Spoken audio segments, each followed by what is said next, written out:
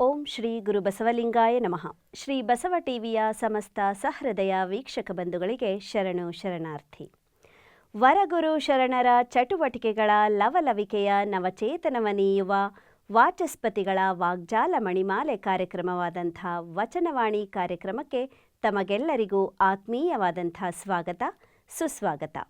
ಪ್ರಿಯ ವೀಕ್ಷಕರೇ, ವಚನವಾಣಿ ಕಾರ್ಯಕ್ರಮದ ಮುಖೇನ ಸಾಕಷ್ಟು ವಚನಗಳನ್ನು ಕೇಳ್ತಾ ಇದ್ದೀರಿ, ಅವುಗಳ ಅರ್ಥವನ್ನು ಅರ್ಥೈಸಿಕೊಳ್ತಾ ಇದ್ದೀರಿ, ಹಾಗೆ ಅವುಗಳ ಸಾರವನ್ನು ಜೀವನಕ್ಕೆ ಅಳವಡಿಸಿಕೊಳ್ತಾ ಸುಸ್ಥಿರತೆಯತ್ತ ನಾವೆಲ್ಲ ಸಾಕ್ತಾ ಇದ್ದೀವಿ ಅಂತ ಪರಿಭಾವಿಸ್ತಾ ಇಂದಿನ ಈ ಸಂಚಿಕೆಯನ್ನು ಆರಂಭಿಸೋಣ. ಬನ್ನಿ, ಸಂಚಿಕೆಯ ಮೊದಲ ವಚನ ಯಾವುದು ನೋಡೋಣ. ಇಷ್ಟಲಿಂಗಕ್ಕೆ ರೂಪು ಪದಾರ್ಥವನ್ನರ್ಪಿಸಿ ಆ ಇಷ್ಟಲಿಂಗದ ಮುಖದಲ್ಲಿಯೇ ರೂಪು ಪ್ರಸಾದವ ಪಡೆಯಬಲ್ಲಡೆ ಶಿವಪ್ರಸಾದಿ ಎಂಬೆನು. ಪ್ರಾಣಲಿಂಗಕ್ಕೆ ರುಚಿ ಪದಾರ್ಥವನ್ನರ್ಪಿಸಿ ಆ ಪ್ರಾಣಲಿಂಗದ ಮುಖದಲ್ಲಿಯೇ ರುಚಿ ಪ್ರಸಾದವ ಪಡೆಯಬಲ್ಲಡೆ ಶಿವಪ್ರಸಾದಿ ಎಂಬೆನು. ಭಾವಲಿಂಗಕ್ಕೆ ತೃಪ್ತಿ ಪದಾರ್ಥವನ್ನರ್ಪಿಸಿ ಆ ಭಾವಲಿಂಗದ ಮುಖದಲ್ಲಿಯೇ ತೃಪ್ತಿ ಪ್ರಸಾದ ಪಡೆಯಬಲ್ಲಡೆ ಶಿವಪ್ರಸಾದಿ ಎಂಬೆನು. ಇಂತಿ ಭೇದವನರಿಯದೆ ಒಡಲ ಕಕ್ಕುಲತೆಗೆ ಒಗೆಮಿಗಿಲಾಗೊಟ್ಟಿಸಿಕೊಂಡು ಬಾಯಿಗೆ ಬಂದಂತೆ ತಿಂದು ತನು ಕೆಡಹಿ ಮನ ಹೇಸಿ ರಣಭೂತದಂತೆ ಕಂಡತ್ತ ಚೆಲ್ಲಾಡುವ ದಿಂಡೆಯ ಮೂಳ ಭಂಡ ಹೊಲೆಯರಿಗೆ ಶಿವಪ್ರಸಾದದೊಲಿಮೆ ಎಲ್ಲಿಯದಯ್ಯ ಅಖಂಡೇಶ್ವರ. ಷಣ್ಮುಖ ಶಿವಯೋಗಿಗಳು ಬರೆದಿರುವಂಥ ಈ ವಚನದ ಅರ್ಥವನ್ನು ನೋಡೋಣ. ಅಂಗದ ಮೇಲಿರುವ ಇಷ್ಟಲಿಂಗಕ್ಕೆ ರೂಪು ಪದಾರ್ಥವನ್ನರ್ಪಿಸಿ ಮತ್ತೆ ಆ ಇಷ್ಟಲಿಂಗದ ಮುಖದಿಂದಲೇ ಸುರೂಪ ಪ್ರಸಾದವ ಪಡೆಯುವ ಕಲೆಯ ಬಲ್ಲವನಾದರೆ ಆತ ಶಿವಪ್ರಸಾದಿ ಎನ್ನುವೆನು. ಮನದ ಮೇಲಿರುವ ಪರಂಜ್ಯೋತಿ ಸ್ವರೂಪವಾದ ಪ್ರಾಣಲಿಂಗಕ್ಕೆ ರುಚಿ ಪದಾರ್ಥವನ್ನರ್ಪಿಸಿ ಮತ್ತೆ ಆ ಪ್ರಾಣಲಿಂಗದ ಮುಖದಿಂದಲೇ ಸುರುಚಿ ಪ್ರಸಾದವ ಪಡೆಯುವ ಕಲೆಯ ಬಲ್ಲವನಾದರೆ ಆತ ಶಿವಪ್ರಸಾದಿ ಎನ್ನುವೆನು. ಭಾವದ ಮೇಲಿರುವ ಭಾವಲಿಂಗಕ್ಕೆ ತೃಪ್ತಿ ಪದಾರ್ಥವನ್ನರ್ಪಿಸಿ ಮತ್ತೆ ಆ ಭಾವಲಿಂಗದ ಮುಖದಿಂದಲೇ ತೃಪ್ತಿ ಪ್ರಸಾದವ ಪಡೆವ ಕಲೆಯ ಬಲ್ಲವನಾದರೆ ಆತ ಶಿವಪ್ರಸಾದಿ ಎನ್ನುವೆನು.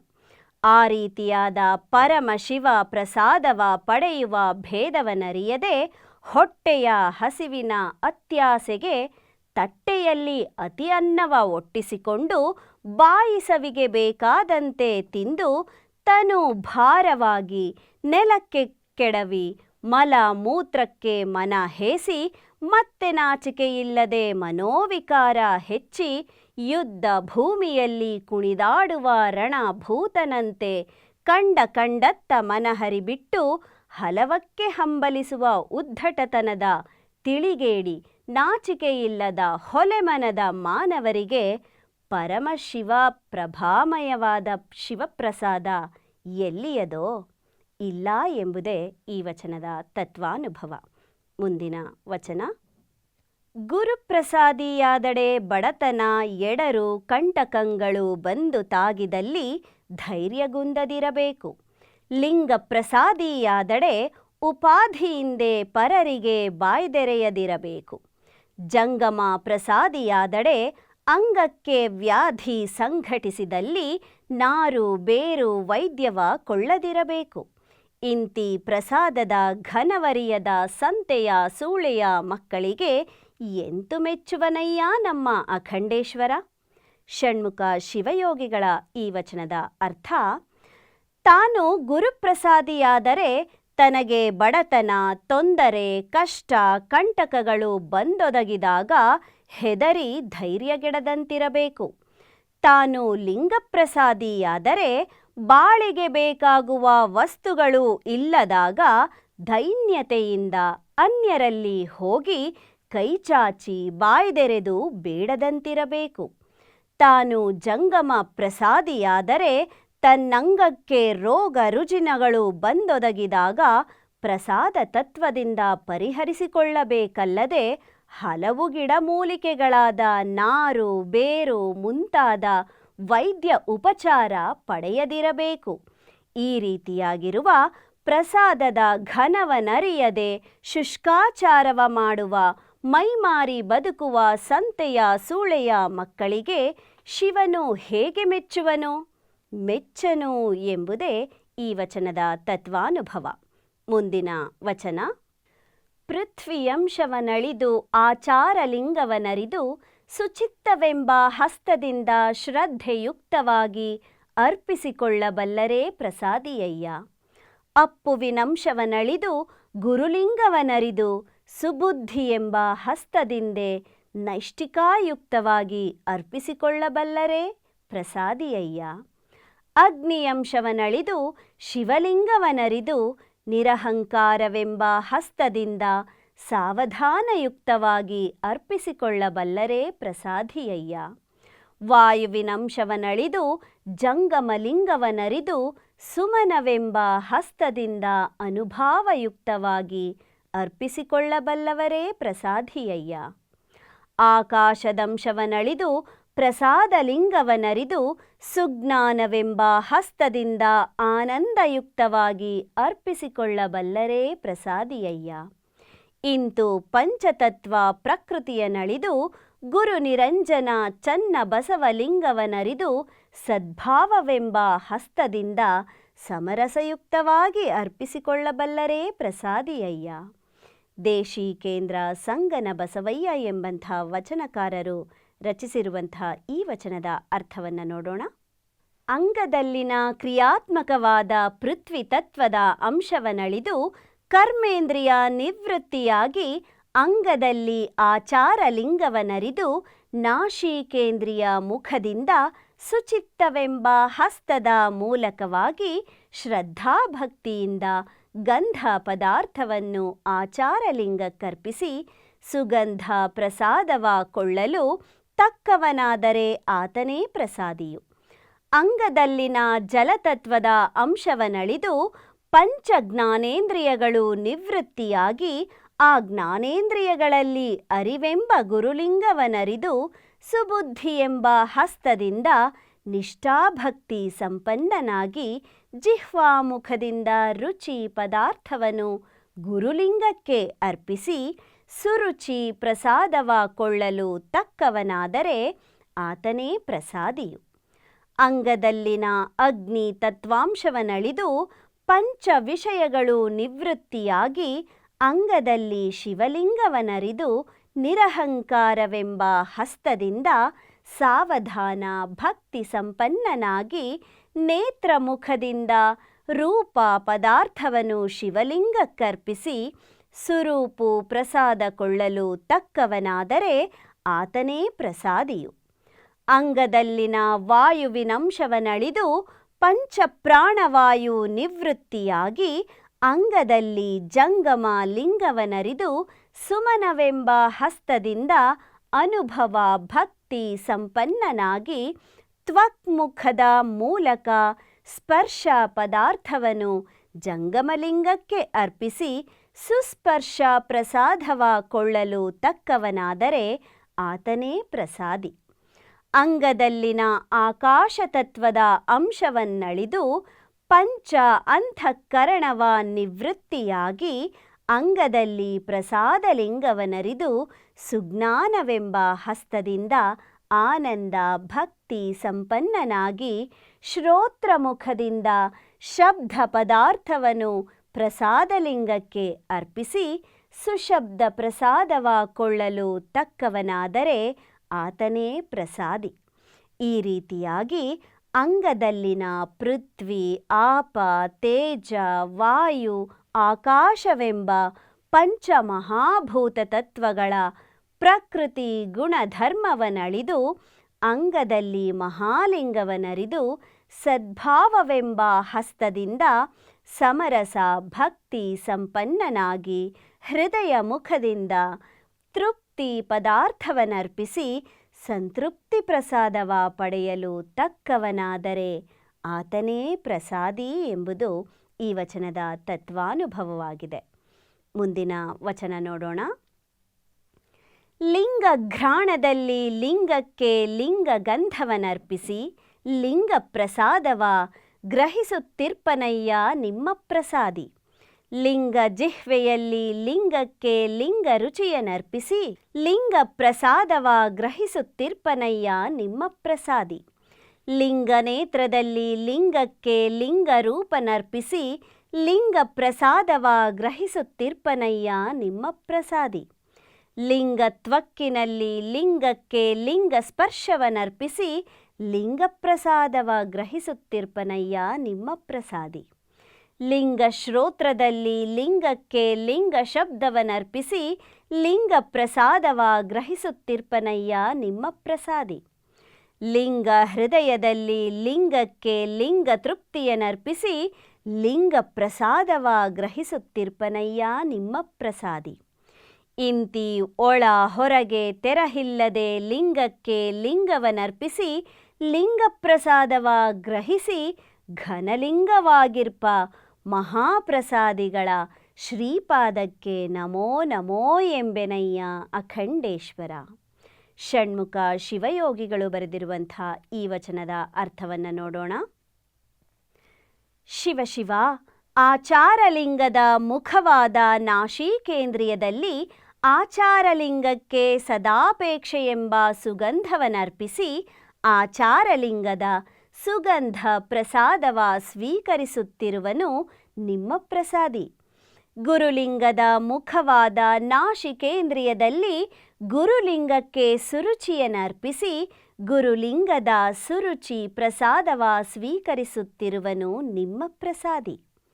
ಶಿವಲಿಂಗದ ಮುಖವಾದ ನಯನೇಂದ್ರಿಯದಲ್ಲಿ ಶಿವಲಿಂಗಕ್ಕೆ ಸುರೂಪವನರ್ಪಿಸಿ ಶಿವಲಿಂಗದ ರೂಪ ಪ್ರಸಾದವ ಸ್ವೀಕರಿಸುತ್ತಿರುವನು ನಿಮ್ಮ ಪ್ರಸಾದಿಯು. ಜಂಗಮಲಿಂಗದ ಮುಖವಾದ ತ್ವಗೀಂದ್ರಿಯದಲ್ಲಿ ಜಂಗಮಲಿಂಗಕ್ಕೆ ಸುಸ್ಪರ್ಶವೆಂಬ ಪದಾರ್ಥವನರ್ಪಿಸಿ ಜಂಗಮಲಿಂಗದ ಮುಖವಾದ ತ್ವಗೀಂದ್ರಿಯದಲ್ಲಿ ಜಂಗಮಲಿಂಗಕ್ಕೆ ಸುಸ್ಪರ್ಶವೆಂಬ ಪದಾರ್ಥವನರ್ಪಿಸಿ ಜಂಗಮಲಿಂಗದ ಸುಸ್ಪರ್ಶ ಪ್ರಸಾದವ ಸ್ವೀಕರಿಸುತ್ತಿರುವವನು ನಿಮ್ಮ ಪ್ರಸಾದಿ. ಪ್ರಸಾದಲಿಂಗದ ಮುಖವಾದ ಶ್ರೋತ್ರೇಂದ್ರಿಯದಲ್ಲಿ ಪ್ರಸಾದಲಿಂಗಕ್ಕೆ ಸುಶಬ್ದವೆಂಬ ಪದಾರ್ಥವನರ್ಪಿಸಿ ಪ್ರಸಾದಲಿಂಗದ ಸುಶಬ್ದ ಪ್ರಸಾದವ ಸ್ವೀಕರಿಸುತ್ತಿರುವನು ನಿಮ್ಮ ಪ್ರಸಾದಿ.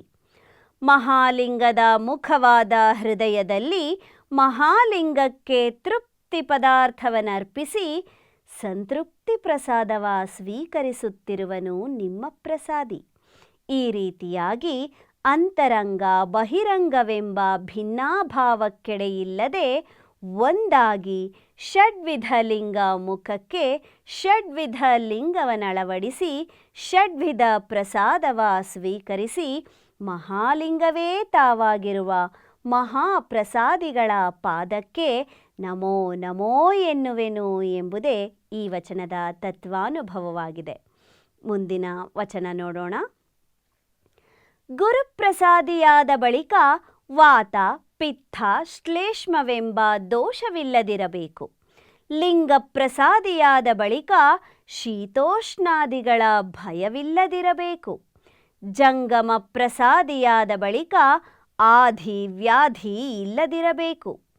ಪೀಡಿಸುವ ನಕ್ಕರ ಪ್ರಸಾದಿ ಪ್ರಸಾದಿ ಎಂದೇನೋ ಜಡರುಗಳಿರ ಕೆಂಡವ ಇರುಹೆ ಮುತ್ತಬಲ್ಲುದೆ ನೊಣ ಹಾದರೆ ಮುದ ಸೊಕ್ಕಿದಾನೆಯ ಬರೆ ಮುರಿಯಬಲ್ಲುದೆ. ಪ್ರಸಾದಿಯ ಪ್ರಳಯ ಬಾಧೆಗಳು ಬಾಧಿಸಬಲ್ಲದೆ. ಮಹಾಲಿಂಗ ಗುರು ಶಿವಸಿದ್ಧೇಶ್ವರ ಪ್ರಭುವೇ, ಸಿದ್ಧಲಿಂಗೇಶ್ವರರು ಬರೆದಿರುವಂಥ ಈ ವಚನದ ಅರ್ಥವನ್ನು ನೋಡೋಣ. ಪ್ರಸಾದಿಯು ತನ್ನ ಗುರುವಿಗರ್ಪಿಸಿ ಗುರು ಪ್ರಸಾದಿಯಾದ ಬಳಿಕ ತನ್ನ ತನುವಿನಲ್ಲಿ ಅನಂತ ರೋಗಕ್ಕೆ ಮೂಲ ಕಾರಣವಾದ ವಾತ ಪಿತ್ತ ಕಫಗಳೆಂಬ 3 ಪ್ರಕಾರದ ದೋಷವಿಲ್ಲದಿರಬೇಕು. ಪ್ರಸಾದಿಯು ಮನಲಿಂಗಕ್ಕರ್ಪಿಸಿ ಲಿಂಗ ಪ್ರಸಾದಿಯಾದ ಬಳಿಕ ತನು ಮನಕ್ಕೆ ಶೀತ ಉಷ್ಣ ಮೊದಲಾದ ದೋಷಗಳ ಭಯವಿಲ್ಲದಂತಿರಬೇಕು. ಭಾವ ಜಂಗಮ ಲಿಂಗಕ್ಕರ್ಪಿಸಿ ಜಂಗಮ ಪ್ರಸಾದಿಯಾದ ಬಳಿಕ ತನುವಿನ ಸಕಲ ರೋಗಗಳು ಮತ್ತು ಮನಸ್ಸಿನ ಹಲವು ರೋಗಗಳು ಇಲ್ಲದಿರಬೇಕು. ಈ ತೆರನಾಗಿ ತನು ಮನ ಭಾವಗಳನ್ನು ಗುರುಲಿಂಗ ಜಂಗಮಕ್ಕೆ ಸಮರ್ಪಿಸಿ ಕರಣೇಂದ್ರಿಯ ಪ್ರಾಣಾದಿ ಸಹಿತ ಪರಿಶುದ್ಧಗೊಂಡು ಮಹಾಪ್ರಸಾದಿಯಾದ ಬಳಿಕ ಸರ್ವಾಂಗಲಿಂಗಿಯಾಗಿ ಮರಣವಿಲ್ಲದಿರಬೇಕು. ಎಲ್ಲಿಯವರೆಗೆ ಆಧ್ಯಾತ್ಮಿಕ ಆದಿ ಭೌತಿಕ ಆದಿ ದೈವಿಕವೆಂಬ ತ್ರಿವಿಧ ತಾಪಗಳು ನಮ್ಮನ್ನು ಪೀಡಿಸಿ ಕಷ್ಟ ಕೋಟಲೆಯ ಕೊಡುವವೋ ಅಲ್ಲಿಯವರೆಗೆ ಆತ ಪ್ರಸಾದಿ ಪ್ರಸಾದಿ ಎಂಬುದರಲ್ಲಿ ಅರ್ಥವೇನಿದೆ ಹೇಳಿರೋ ಜಡಮತಿಗಳೇ? ಅಗ್ನಿಗೆ ಅರ್ಪಿತವಾದ ಕಟ್ಟಿಗೆ ಮುಂತಾದವುಗಳ ಅಗ್ನಿ ಕೆಂಡಕ್ಕೆ ಗೆದ್ದಲು ಇರುವೆ ಬಂದು ಮುತ್ತಬಹುದೇ? ನೊಣ ಹಾಯ್ದು ಹೋದರೆ ಮದಸೊಕ್ಕಿದಾನೆಯ ಕೋರೆಯ ಹಲ್ಲು ಮುರಿಯಬಹುದೇ?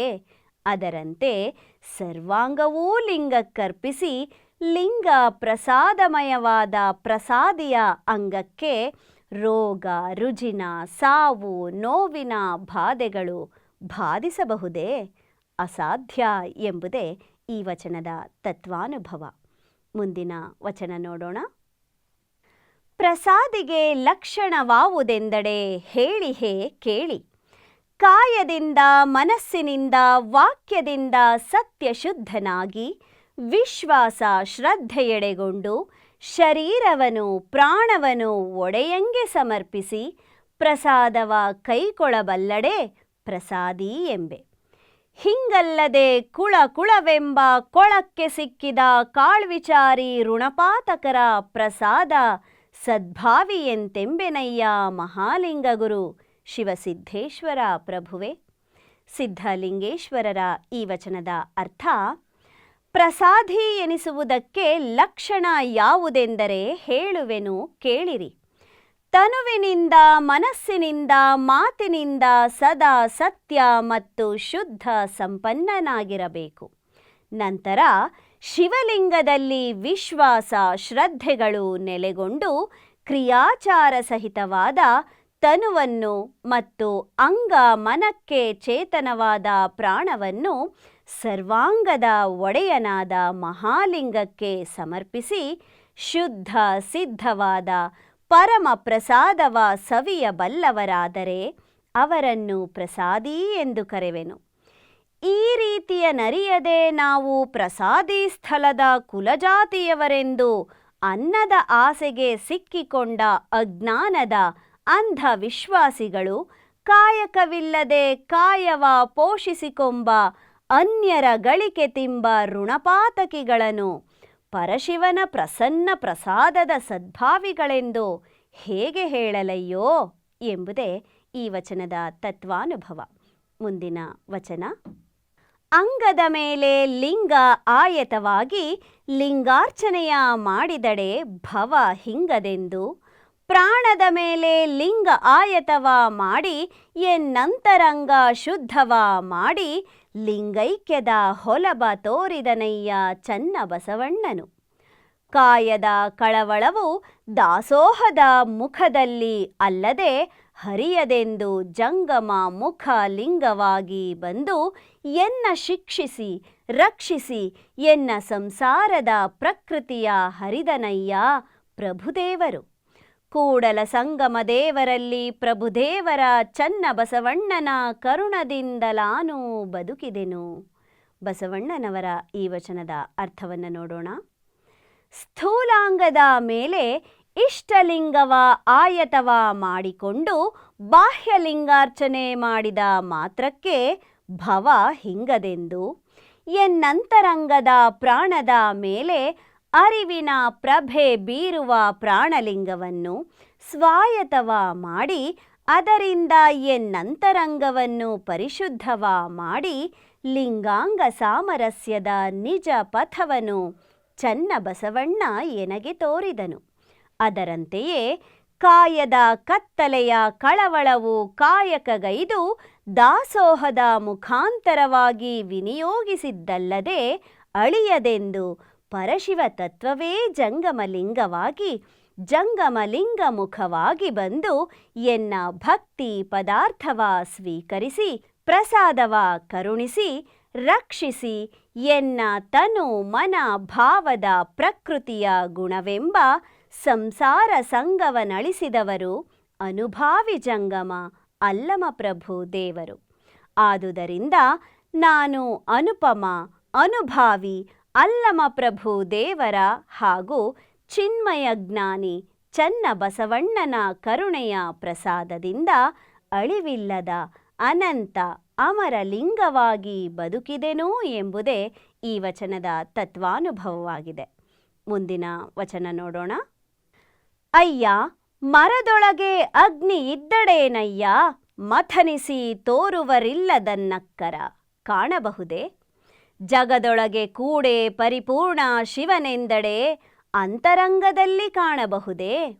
ಆದಿಲಿಂಗ ಅನಾದಿ ಶರಣನ ಭೇದವ ತಿಳುಹಿ, ನಿಜ ಪ್ರಾಣದೊಳಗಿಪ್ಪ ಸುಜ್ಞಾನ ಲಿಂಗವ ಕರಸ್ಥಲಕ್ಕೆ ತಂದು, ಆ ಕರಸ್ಥಲದ ಲಿಂಗವೆನ್ನ ಸರ್ವಾಂಗದೊಳಗೆ ಪ್ರತಿಷ್ಠಿಸಿ ತೋರಿ, ಮರ್ತ್ಯಲೋಕದೊಳಗೆಲ್ಲ ಇಂದು ಮೊದಲಾಗಿ ಪ್ರಾಣಲಿಂಗದ ಘನವ ಹರಹಿ ಶಿವಭಕ್ತಿಯನ್ನುದ್ಧರಿಸಿದನು ಕೂಡಲ ಸಂಗಮ ದೇವರಲ್ಲಿ. ಚನ್ನ ಬಸವಣ್ಣನೆನ್ನ ನಾಗು ಮಾಡಿ ಉಳುಹಿದನಾಗಿ, ಇನ್ನೂ ಮರ್ತ್ಯಲೋಕಕ್ಕೆ ಬಂದಡೆ ಚನ್ನ ಬಸವಣ್ಣನ ಪಾದದಾಣೆ. ಬಸವಣ್ಣನವರ ಈ ವಚನದ ಅರ್ಥವನ್ನು ನೋಡೋಣ. ಅಯ್ಯ ಸದ್ಹೃದಯಿ ಸದ್ಭಕ್ತರೆ, ಮರದೊಳಗೆ ಅವ್ಯಕ್ತವಾಗಿ ಅಗ್ನಿ ಇದ್ದರೇನಯ್ಯ, ಅದನ್ನು ಮಥನಿಸಿ ಒಳಗಿದ್ದ ಅಗ್ನಿಯನ್ನು ಪ್ರತ್ಯಕ್ಷ ತೋರುವವರಿಲ್ಲದಿದ್ದರೆ ಪ್ರಯೋಜನವೇನು. ಅದರಂತೆಯೇ ಸಮಸ್ತ ಜಗದೊಳಗೆ ಪರಶಿವನು ಪರಿಪೂರ್ಣವಾಗಿ ತುಂಬಿರುವೆನೆಂದು ಬರೀ ಅರಿವಿನಿಂದ ಅರಿದರೆ ಅಂತರಂಗದಲ್ಲಿ ಕಾಣಬರುವುದೇ.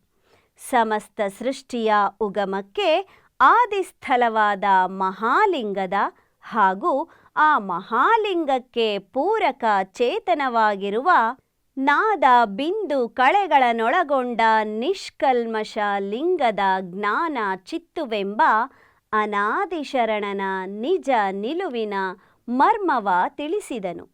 ಎನ್ನಂಗಕ್ಕೆ ಚೇತನವಾದ ನಿಜ ಪ್ರಾಣದೊಳಗಿರುವ ಸುಜ್ಞಾನ ಪ್ರಭೆಯ ಪ್ರಾಣಲಿಂಗವನ್ನು ಕರಸ್ಥಲಕ್ಕೆ ತಂದು ಸತ್ಕ್ರಿಯಾ ಸ್ವರೂಪದ ಇಷ್ಟಲಿಂಗವನ್ನೇ ಎನ್ನ ಸರ್ವಾಂಗದಲ್ಲಿಯೂ ನೆಲೆಗೊಳಿಸಿ ಲಿಂಗಾಂಗದ ಭೇದವ ತೋರಿದನು. ಲಿಂಗಾಂಗ ಸಂಗದಿಂದ ನಿತ್ಯ ನಿಜ ಲಿಂಗೈಕ್ಯವನಳವಡಿಸಿಕೊಂಬ ನಿಜ ಪಥವ ತೋರಿದನು. ನಂತರ ಮರ್ತ್ಯದೊಳಗೆಲ್ಲ ಮಾನವರ ಮರೆಯಲ್ಲಡಗಿದ ಪ್ರಾಣಲಿಂಗದ ಘನ ಮಹಿಮೆಯನ್ನು ಪಸರಿಸಿ ತನ್ನ ತಾನರ್ಚಿಸಿಕೊಂಬ ಶಿವಾದ್ವೈತ ಭಕ್ತಿಯ ನಿಜವನರುಹಿ ಉದ್ಧರಿಸಿದನು. ಈ ರೀತಿಯಾಗಿ ಸಮ್ಯಜ್ಞಾನಿಯಾದ ಚನ್ನ ಬಸವಣ್ಣನು ಎನ್ನನ್ನು ಲಿಂಗ ಪ್ರಸಾದಿಯಾಗಿ ರೂಪಿಸಿ ಭವದಲ್ಲಿ ಕೆಂಡದಂತೆ ಉಳಿಸಿದ ಕಾರಣದಿಂದ ನಾನಿನ್ನೂ ಮರವಿನ ಮರ್ತ್ಯಲೋಕಕ್ಕೆ ಬಂದರೆ ಚನ್ನ ಬಸವಣ್ಣನ ಪಾದದಾಣೆ ಎಂಬುದೇ ಈ ವಚನದ ತತ್ವಾನುಭವ. ಮುಂದಿನ ವಚನ. ಅಯ್ಯ ಎನ್ನ ಕಾಯದಲ್ಲಿ ಮಡಿವಾಳನ ತೋರಿದ, ಎನ್ನ ಮನದಲ್ಲಿ ತನ್ನ ನಿಲುವ ತೋರಿದ, ಎನ್ನ ಅರಿವಿನಲ್ಲಿ ನಿಮ್ಮ ತೋರಿದ, ಇಂತಿ ತ್ರಿವಿಧ ಸ್ವಾಯತವನು ಎನ್ನ ಸರ್ವಾಂಗದಲ್ಲಿ ಪ್ರತಿಷ್ಠಿಸಿ ತೋರಿದ ಕೂಡಲ ಸಂಗಮ ದೇವಯ್ಯ, ಚನ್ನ ಬಸವಣ್ಣನ ಕರುಣದಿಂದ ಮಡಿವಾಳನೆಂಬ ಪರುಷವ ಸಾಧ್ಯವಾಯಿತೆನಗೆ. ಬಸವಣ್ಣನವರ ಈ ವಚನದ ಅರ್ಥವನ್ನು ನೋಡೋಣ. ಚಿನ್ಮಯ ಜ್ಞಾನಿ ಚನ್ನ ಬಸವಣ್ಣನು ಎನ್ನ ಸ್ಥೂಲ ತನುವಿನಲ್ಲಿ ಸತ್ಕ್ರಿಯಾ ಸಂಪನ್ನನಾದ ಮಹಾಮಹಿಮಾ ಮಡಿವಾಳ ಮಾಚಯ್ಯನನ್ನು ತೋರಿದನು. ಎನ್ನ ಮನದಲ್ಲಿ ತನ್ನ ನಿಜ ಜ್ಞಾನದ ನಿಲುವ ತೋರಿದರು. ಎನ್ನ ಅರಿವಿನಲ್ಲಿ ನಿಮ್ಮ ನಿಜ ನಿಲುವಿನ ನೆಲೆಯ ತೋರಿದ. ಈ ರೀತಿಯಾಗಿ ಎನ್ನ ತನು ಮನ ಭಾವದಲ್ಲಿ ನಿಜವ ನೆಲೆಗೊಳಿಸಿದ ಬಳಿಕ ಆ ಲಿಂಗದ ನಿಜ ನಿಲುವನ್ನು ಎನ್ನ ಸರ್ವಾಂಗದಲ್ಲಿಯೂ ನೆಲೆಗೊಳಿಸಿ ಆಚರಿಸಲು ತೋರಿದ.